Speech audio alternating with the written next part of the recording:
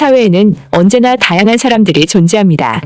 특히 나쁜 사람들은 어디에서나 찾아볼 수 있으며 우리를 실망시키고 상처를 주죠. 하지만 살기 좋은 나라일수록 정의로운 사람들의 수가 압도적으로 많고 서로를 배려하는 건강한 공동체가 형성되어 있습니다. 오늘 소개해드릴 사연은 프랑스에서 결혼 생활을 하던 중 한국인 남편을 따라 한국으로 이민을 왔다는 프랑스 여성의 경험담입니다. 흑인이었던 그녀는 자신의 자녀가 한국에서 적응할 수 없을까봐 많은 걱정을 했다고 합니다. 실제로도 아들을 괴롭히는 나쁜 학생도 있었다고 하는데요. 하지만 일부의 일탈을 무시할 수 있을 만큼 그녀와 그녀의 아들은 한국에서 큰 사랑을 받고 있는 중이라고 합니다. 과연 그녀에게는 무슨 일이 있었던 걸까요? 프랑스 여성의 사연입니다. 안녕하세요.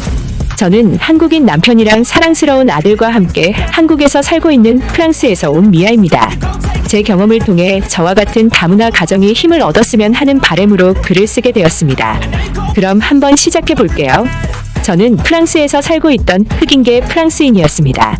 전 어렸을 적부터 요리에 관심이 많았어요. 그래서 요리학교에 진학하게 되었고 이미 각국의 캠퍼스를 많이 가지고 있는 르꼬르동 블루 캠퍼스에 다니고 있었답니다. 요리학교에서는 실기 수업이 많아 매일 연습을 해야 하는 양이 어마어마한데요. 저는 어느 날부턴가 수업이나 연습에 집중을 할 수가 없는 날들이 늘어났습니다. 그 이유는 키가 크고 피부가 하얀 동양인 남학생 때문이었죠. 그는 학교 내에서도 인기가 많았습니다.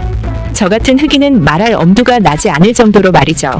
그랬던 그 남자가 제 남편이 될 줄은 꿈에도 몰랐습니다. 작은 바에서 함께 와인을 마시던 우리는 서로의 매력에 푹 빠졌고 금세 연인으로 발전했습니다. 그 남자에게는 제 피부 색깔은 중요하지 않았어요. 그리고 지금 우리 두 사람 사이에는 남편의 이목구비와 제 피부색을 쏙 빼닮은 아들이 있습니다. 너무나 예쁘고 사랑스러운 아이지만 동양인 아빠가 있다는 것이 아이의 약점이 될 줄은 정말 몰랐습니다. 그것도 프랑스라는 나라에서 말이죠. 아이가 초등학생이 된 무렵이었어요. 아이는 운동을 너무 좋아했고 특히 아빠와 축구를 할 때면 정말 즐거워했어요. 그런 아들을 위해 축구 클럽에 등록시켰는데 바로 이곳에서 문제가 발생했습니다. 어느 날 축구 클럽들끼리 친선 경기가 있는 날이었어요. 아들은 꼭 골을 넣어 보이겠다면서 자신감 넘치는 모습이었죠. 저 역시 그런 아들의 모습에 덩달아 기대가 되기도 하고 아들의 첫 경기에 설레기도 하더군요. 저는 아침 일찍 서둘러 샌드위치와 음료를 준비해서 아들 레오가 경기하고 있는 경기장으로 향했습니다. 땀을 흘리며 열심히 뛰고 있을 아들을 생각하면서 말이에요. 그런데 경기장 안에는 레오가 보이지 않았습니다. 저는 이상한 마음이 들어서 아들을 찾았는데 아들이 스탠드에 울먹이며 앉아 있더군요. 찾았다는 안도감과 함께 혹시 경기 중 부상을 당한 게 아닌가 걱정이 됐어요. 하지만 그런 제 감정을 숨긴 채 레오에게 다가가 물었습니다. 아들의 답변은 이랬습니다. 아이들이 저에게 공을 주지 않아요. 우리 아빠가 동양인이라서 공을 줄 수 없대요. 그래서 전 무척 슬퍼요. 라고 말이죠. 아들의 대답에 전 충격을 받았습니다. 아들은 경기 중 같은 팀 친구들이 패스를 해주지 않아서 더 이상 경기를 뛰고 싶지 않아 스탠드에 앉아 있는 거라고 말하더군요. 저는 친구들의 말은 진심이 아닐 거라며 아들을 위로해 주었지만 막상 제 아들이 인종차별을 당하고 있다는 것을 알게 되니까 마음이 복잡했습니다. 동양인 아빠를 두고 검은 피부를 가진 아이는 그들 사이에서도 미운 오리 새끼 같은 존재였던 겁니다. 큰 근심이 들었어요. 앞으로 아들에게 남은 많은 학교 생활 속에서 언제라도 다시 겪을지 모를 일이었죠. 그런 아들의 모습을 상상하는 것만으로도 괴로웠어요. 그러던 어느 날이었습니다. 남편의 직업은 호텔 조리사였는데 한국 호텔에서 좋은 조건으로 스카우트 제안을 받게 되었어요. 저희 부부는 큰 고민에 빠질 수밖에 없었습니다. 남편은 고국으로 가고 싶어 했지만 저는 망설여졌어요. 저도 프랑스에서 피부색이 다른 흑인계로 살아가는데 어려움이 있었습니다. 하지만 오랜 시간 프랑스에서 살다 보니 그럭저럭 적응이 되고 무감각해진 것뿐이었죠. 하지만 한국에서는 한민족이라는 인식이 강해 외국인을 배척하고 외국 문화를 지향하는 문화가 있다고 들은 적이 있었어요. 그 때문에 저로서는 한국행 결정이 더 꺼려질 수밖에 없었습니다. 얼마 전 아들 레오의 사건도 있었고 말이죠. 프랑스에서도 인종차별이 심한데 한국에서는 문화와 언어도 다르니까 아들이 더욱 힘들어질 것 같다는 생각이 강하게 들었죠. 하지만 남편은 그런 저를 끊임없이 설득했습니다. 지금의 한국은 인식이 많이 바뀌었기 때문에 레오가 성장하는데 더없이 좋은 환경이라고 말이죠. 솔직히 남편의 말을 100% 믿기 힘들었어요. 고국에서 살고 싶은 남편의 바람이 많이 투영된 말이라고 생각했죠. 하지만 아들도 한국으로 가서 새로운 친구들을 사귀고 싶다고 말하더군요. 이제 프랑스에서 사는 게 싫다면서 말이에요. 아들과 남편의 설득에 제 마음은 크게 흔들렸고 결국 저희 가족은 한국행을 결정했습니다. 깊은 고민 끝에 온 한국은 정말 놀라운 모습이었습니다. 이미 발전된 한국의 모습은 남편에게 귀가 따갑게 들어서 알고 있었지만 막상 실제로 도착해서 본 한국은 정말 멋진 곳이었죠. 낯설기도 하지만 멋진 한국의 모습에 저와 아들은 무척이나 설레었고 오랜만에 고국으로 돌아온 남편도 무척 들떠 보이는 모습이었어요. 저는 남편과 아들의 표정만 보고도 한국행 결심이 나쁘지 않은 선택이라는 걸 알아챘죠. 저희 가족은 남편이 예약해둔 밴을 타고 미리 마련된 집으로 가게 되었습니다. 프랑스에서 아기자기한 건물들만 보다가 고층 빌딩이 나란히 서 있는 모습을 보니까 눈이 휘둥그레지더군요. 한참을 신이 난 아들의 함성을 들으며 달리고 있는데 밴을 운전하는 기사 아저씨가 이런 말을 하더군요. 한국으로 여행 오신 거예요? 남편분이 한국분이시면 어디 가서 바가지 쓸 일은 없으시겠네? 라고 말이죠. 저는 기사님이 무슨 말을 하는 건지 이해가 잘 되지 않았어요. 그런데 남편이 기사님께 답하더군요. 저희는 여행을 온 게 아니라 프랑스에서 살다가 이제 한국에서 살기 위해 돌아온 거라고 말이죠. 그 순간 기사님은 어두운 안색으로 저와 아들을 쓱 쳐다보더니 한국에서 정착해서 가족들과 살기에는 어려움이 있지 않겠냐는 걱정을 하셨습니다. 남편은 씁쓸한 미소로 넘겼지만 나중에 남편의 설명을 들으니까 걱정스러운 마음이 물밀듯이 밀려오더라고요. 전 저와 아들의 피부색을 본 기사님이 한민족 혈통을 앞세운 한국인들이 혼혈인을 차별하고 부정적으로 대하는 풍토 때문에 다문화 가정이 정착하기 쉽지 않다는 말씀을 하신 거라고 생각했어요. 기사님의 한마디에 한국행을 잘 선택했다는 생각이 싹 사라지면서 후회가 들기 시작하더라고요. 하지만 이미 물은 엎질러졌고 주워 담기엔 너무 늦어버린 상황이었죠. 그렇게 처음 시작한 한국 생활은 정신이 없었습니다. 우선 저희 가족은 남편이 새로운 직장으로 출근하기 전까지 아들이 하고 싶어 했던 한국 여행과 한국 학교에 다닐 수 있는 입학 수속을 하느라 바쁜 날들을 보냈어요. 그리고 모든 것이 어느 정도 정리가 된 후에야 레오는 한국 학교 생활을 시작할 수 있게 되었습니다. 프랑스에서는 학교와 집이 떨어져 있는 경우가 많이 있어서 차로 등교를 하는 경우가 대부분인데 한국에는 집 인근에 학교가 많이 있었고 레오도 집 가까이에 있는 초등학교에 다닐 수 있게 되었습니다. 막상 아들을 한국 학교에 보내고 나니까 많이 불안하더라고요. 다행히 아빠에게 한국어를 배워서 저희 가족은 더듬더듬 한국어를 구사할 수는 있었어요. 하지만 피부색이 다른 다문화 가정이라는 사실 때문에 한국 학생들이 프랑스처럼 레오를 인정해주지 않을까봐 걱정이 되었습니다. 그런 제 마음을 아는지 모르는지 학교에 다녀온 아들은 늘 괜찮다는 말만 하더라고요. 오히려 그런 아들의 모습이 제 마음을 더 불안하게 만들었어요. 괜히 가족들 걱정을 끼치지 않으려고 일부러 말하지 않는 거란 생각이 들었거든요. 그리고 약 한 달쯤 지난 후에 생긴 일이었을 겁니다.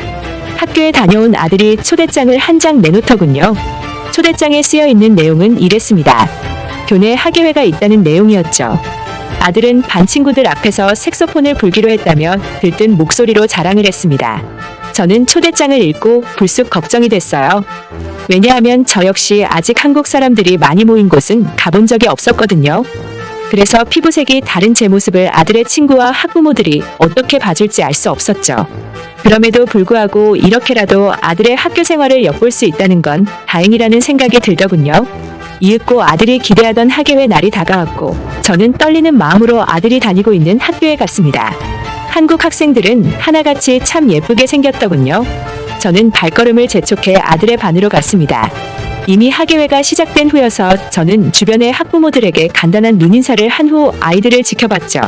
그리고 얼마 지나지 않아 아들의 순서가 되었고 아들은 아이들 앞에서 색소폰 연주를 아주 멋있게 해냈습니다.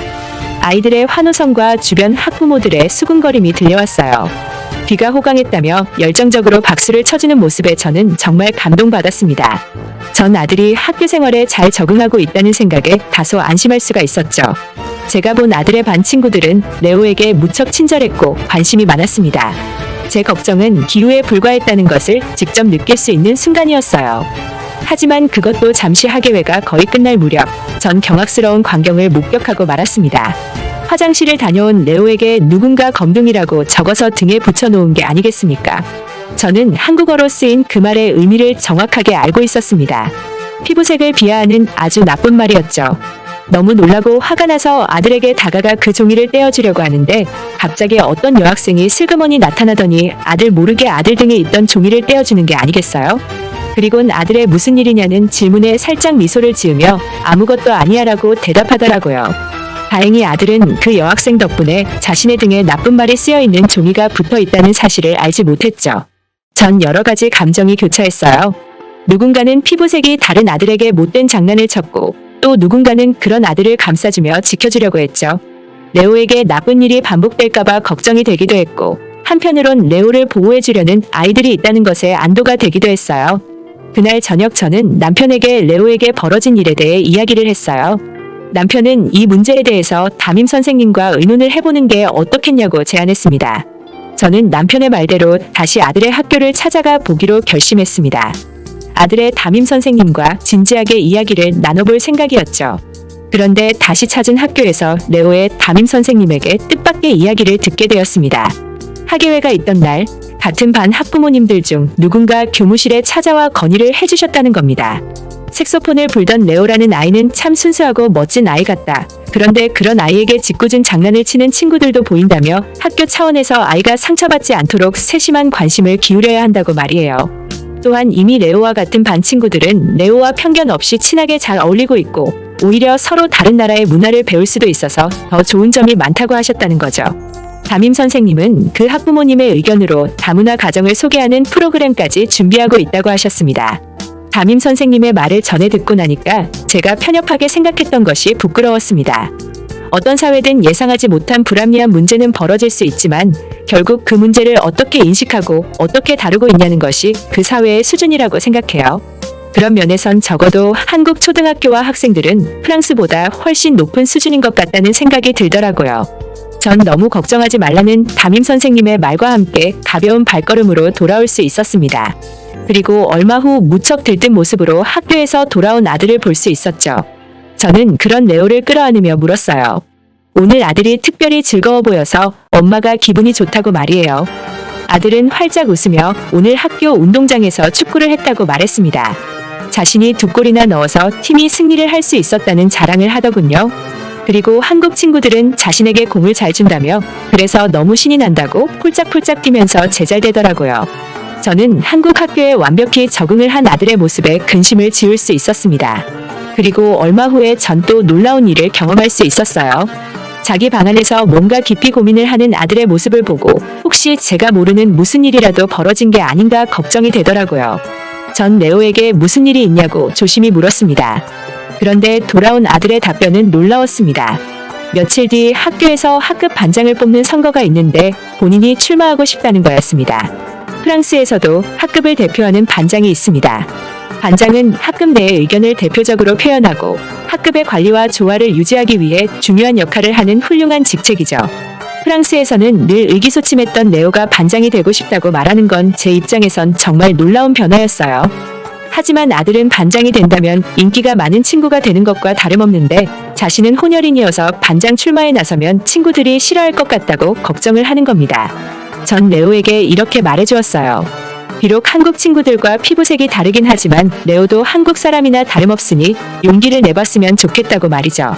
제 말에 결심을 한 아들은 정말 열심히 반장 선거 준비를 했고 고대하던 반장 선거 날이 다가왔습니다. 어떤 결과가 나올지 근슬에 긴장이 되더라고요. 그런데 레오의 담임 선생님께서 아침부터 전화를 주신 게 아니겠어요? 레오가 반장 선거를 위해 정말 열심히 준비했고 레오도 자신이 도전하는 모습을 엄마에게 보여주고 싶다고 했다며 결과와 상관없이 학교로 와서 레오를 격려해주면 좋겠다고 하시더라고요. 저는 선생님의 전화를 받고 기쁜 마음으로 학교로 향했습니다. 최선을 다한 아들이 결과에 승복하는 법을 배우는 모습도 꼭 보고 싶었어요.